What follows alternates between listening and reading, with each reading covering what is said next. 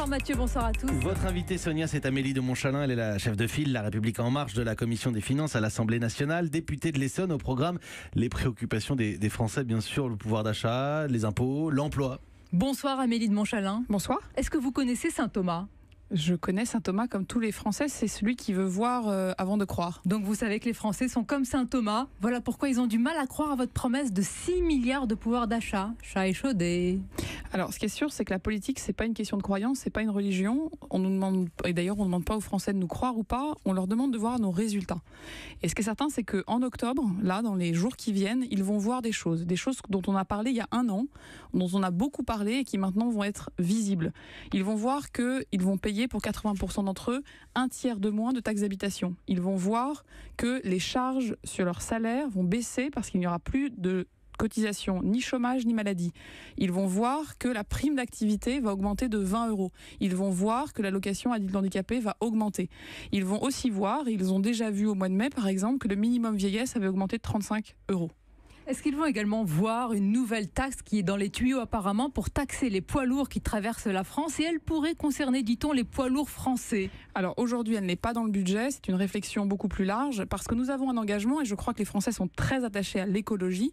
Nous avons un engagement de changer la mobilité, qu'elle soit plus propre, qu'elle soit plus durable et donc nous réfléchissons, ce n'est pas dans le budget, c'est la loi d'orientation des mobilités, c'est Elisabeth Borne qui présentera ça l'année prochaine. On a l'impression qu'en France, Amélie de Montchalin, il vaut mieux ne pas être conducteur de poids lourd. Il vaut mieux ne pas fumer, il vaut mieux manger sain, il vaut mieux ne pas habiter loin. Ça, je vous garantis, il vaut mieux manger sain, oui, il vaut mieux pas fumer. Mais sinon, on est taxé de partout pour notre bien. C'est ce qu'on appelle la fiscalité comportementale, n'est-ce pas? Tout à fait. On a assumé dès l'année dernière et on assume toujours le fait qu'il y a 73 000 morts du tabac par an et donc on allait taxer les cigarettes. On a aussi assumé que le diesel et la pollution font 48 000 morts par an et que donc nous allions, et pour l'écologie et pour la santé publique, taxer le diesel. C'est un tiers de la hausse des prix que les Français, nous voyons, ce que nous voyons à la pompe, un tiers est lié à notre politique, le reste, eh bien, ce sont les tensions géopolitiques, c'est le prix du baril.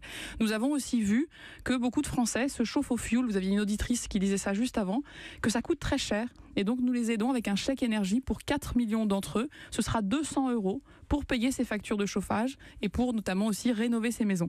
Donc notre politique, c'est pas des promesses, c'est pas des incantations, c'est pas des croyances.